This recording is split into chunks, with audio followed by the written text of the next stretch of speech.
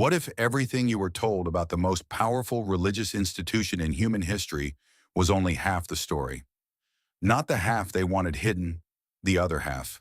The one that was locked in archives for centuries, burned in fires, translated out of existence, or simply never taught in any classroom you ever sat in. Because here's what most people don't know about the Catholic Church. And I say this not to attack it, not to defend it, but because the history itself is so staggering, so full of contradiction and genius and horror and beauty, that it deserves to be looked at completely honestly. This institution has existed for over 2,000 years. It has outlasted every empire that ever tried to destroy it. It has produced the greatest art in human history and ordered some of the most systematic violence human history has ever seen. It has protected knowledge during civilizational collapse and burned books by the cartload. It has fed the poor and tortured the innocent. It has shaped the laws, the calendars, the languages, the architecture, the music, and the moral frameworks of essentially every culture on Earth. And somewhere inside all of that, somewhere between the gold and the ashes, is a story that will genuinely change the way you understand power, belief, and what human beings do when they convince themselves that God is on their side. Stay with me, because this one goes deep. Let's start somewhere. Almost nobody starts. Not with Jesus, not with Rome, not with Constantine. Let's start with a question that historians have been arguing about for 200 years and still haven't fully resolved. How did a small persecuted Jewish sect from an occupied corner of the Roman Empire become the dominant religious and political force in Western civilization within 300 years? Think about what that question actually means. In the year 30 AD, Christianity was a handful of frightened people hiding in rooms after their leader had been executed by the state. They had no army, no treasury, no political allies, no temples, no established priesthood, no scripture beyond borrowed Jewish texts. They were, by every measurable standard, nothing. 300 years later, the Emperor of Rome had converted. The faith that Rome had fed to lions was now the official religion of the empire that had fed them. Within another century, you couldn't hold public office in Rome without being Christian. That is one of the most remarkable institutional transformations in the history of civilization. And the way it happened, the specific mechanisms, the decisions, the accidents, the personalities involved, is far stranger and more fascinating than any Sunday school version of the story. The early church was chaos, beautiful, passionate, genuinely dangerous chaos. In the first 2 centuries after the crucifixion, there was no single Christianity. There were dozens of Christianities, all competing, all claiming to have the authentic teaching of Jesus, all writing their own gospels, all organizing themselves differently, all disagreeing about fundamental questions. Was Jesus fully human? Fully divine? Some combination? If he was God, how could he suffer? If he suffered, was it real? Was the God of the Old Testament the same God that Jesus called Father, or a different, lesser deity? Was salvation about faith, or works, or secret knowledge? Could women lead congregations? Should Christians own property, pay taxes, serve in the Roman military? These weren't abstract theological debates. People died over them. Communities split, excommunicated each other, occasionally killed each other over questions that today's average churchgoer has never once considered. The group that won, the Proto-Orthodox movement, centered around bishops in Rome, Antioch, Alexandria, and Carthage, won not primarily because their theology was most faithful to the original teachings of Jesus. They won because they were the best organized. They built the most effective institutional structure. They established lines of authority that could survive the deaths of charismatic leaders. They created a system where power flowed through offices rather than personalities. In other words, the early church didn't triumph because of divine favor. It triumphed because it out-administered its competitors, which tells you something profound about the relationship between spiritual movements and institutional power that remains true to this day. Then came Constantine, and this is where everything changes in ways that most people fundamentally misunderstand. In 312 AD, the Roman Emperor Constantine converted to Christianity before a decisive battle, claiming a vision of a cross in the sky and a promise of victory. He won the battle. He converted. And within a generation, the entire Roman imperial apparatus was pointed in a new direction. Now here's what the popular version of this story usually misses. Constantine didn't convert because he was spiritually overwhelmed by the truth of the gospel. The historical evidence suggests a far more pragmatic motivation. The empire was fracturing. Traditional Roman religion had lost its ability to unify the population. Christianity, by 312 AD, had penetrated every social class, every region, every corner of the empire. It had an existing organizational structure, the bishops, that mapped almost perfectly onto the empire's administrative geography. Constantine didn't just convert to Christianity, he absorbed it into the imperial administration, and in doing so, he transformed it permanently and irreversibly. If this video meant something to you, please consider subscribing. I'm trying to reach my first 300 subscribers, and your support would mean everything. Suddenly, the persecuted sect had palaces, it had tax exemptions, it had the emperor's army behind its theological decisions. The Council of Nicaea in 325 AD, the first great church council where the nature of Christ was formally debated and decided, was called and chaired by Constantine himself, a man who at the time hadn't even been formally baptized. Think about that for a moment. The fundamental doctrine of Christianity, the Nicene Creed that billions of Christians still recite today, was formulated at a council convened by a Roman emperor for partly political reasons, to unify his empire around a single theology.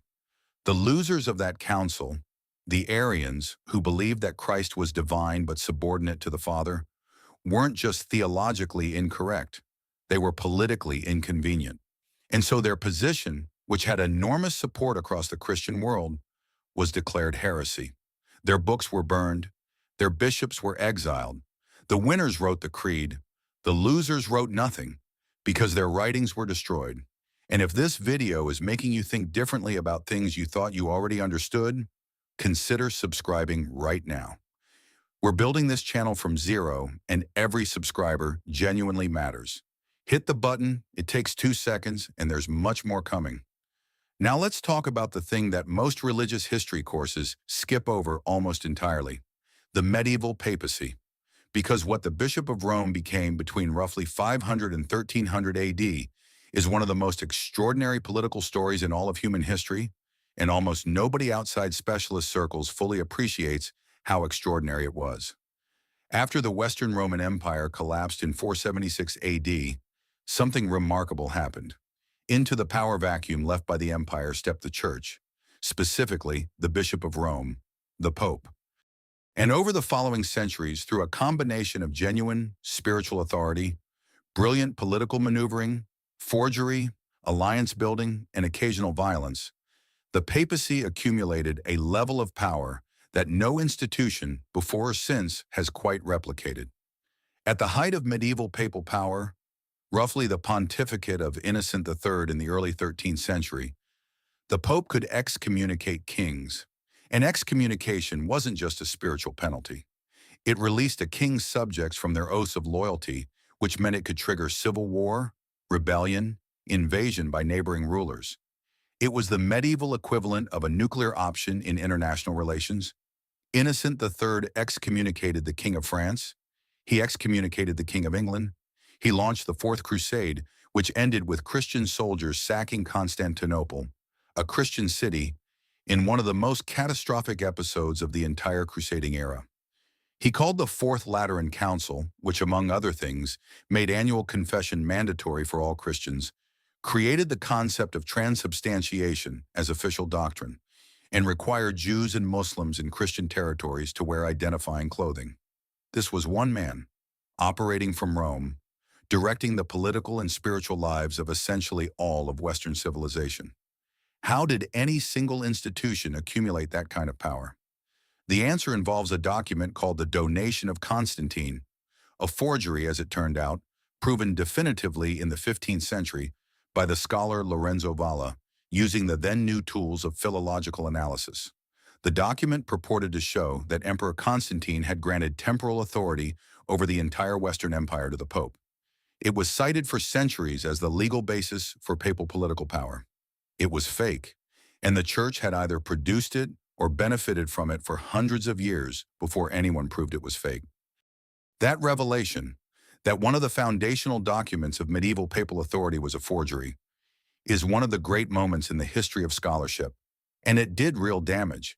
It contributed to the general atmosphere of skepticism that would eventually produce the Reformation. Because the Reformation is where we have to go next. And again, the popular version misses almost everything interesting.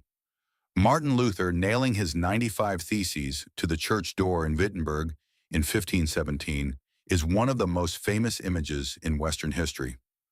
But what Luther was actually arguing about and why it exploded the way it did, and what the consequences were, these are things that require more than an image. Luther was a monk, an Augustinian friar, a deeply serious, deeply tormented man who had spent years trying to earn God's favor through religious discipline and failing, not externally, but internally. He fasted, he confessed, he prayed, and he still felt damned. The system wasn't working for him. Then he read Paul's letter to the Romans, and something broke open. Salvation, he concluded, wasn't earned. It was given. By grace, through faith, not through the elaborate system of penances and indulgences and priestly mediation that the church had built over centuries. The immediate trigger for the 95 Theses was the sale of indulgences, literally selling certificates that reduced the time a soul spent in purgatory. A Dominican friar named Johann Tetzel was touring Germany with what amounted to a religious fundraising campaign, telling people they could buy their dead relatives out of suffering. Luther found this obscene, but what turned a monk's theological objections into a civilizational rupture was the printing press. Gutenberg's invention, barely 60 years old in 1517, meant that Luther's theses spread across Europe in weeks. Ideas that previously would have been contained, suppressed, debated in Latin among specialists, were suddenly in German, in pamphlets, in the hands of merchants and craftsmen and peasants. The church's ability to control information, which had been one of its primary sources of power for 1,000 years, evaporated almost overnight. What followed was not a clean reformation. It was a catastrophe. The wars of religion that tore Europe apart for the next 130 years killed somewhere between 3 and 11 million people, depending on how you count. The 30 Years' War alone, from 1618 to 1648, killed roughly a third of the population of the German states. Entire regions were depopulated. Cities burned. Famine followed armies. Children grew up having never known peace. All of this, in some direct sense, traced back to a monk's crisis of conscience and a printer's movable type. And here is the thing that I want you to sit with as we reach the end of this. The Catholic Church survived all of it. The corruption scandals, the forgeries exposed, the Reformation, the scientific revolution that overturned its cosmology, the Enlightenment that challenged its authority over reason, the French Revolution that seized its property and killed its clergy, the 20th century's totalitarianisms that competed with it for human souls. It is still here, governing over 1 billion people, still producing art and doctrine and controversy and occasionally genuine holiness. Still the largest non-governmental landowner on earth. Still capable of filling St. Peter's Square with hundreds of thousands of weeping faithful whenever a pope dies. There is no secular institution on earth that has demonstrated that kind of durability. Nothing built by human hands has lasted as long while remaining recognizably itself. Whether you believe that durability is proof of divine protection or proof of extraordinary institutional adaptability, whether the church is exactly what it claims to be or the most successful human organization ever constructed, the history demands your respect, not your agreement, not your faith, just your honest attention. Because any institution that has been this consequential, this complicated, this capable of both the Sistine Chapel and the Inquisition deserves to be understood completely, not through the lens of devotion, not through the lens of hostility, but through the clear, uncomfortable, endlessly fascinating lens of what actually happened. And what actually happened is stranger than you knew. If this video gave you something to think about, please subscribe.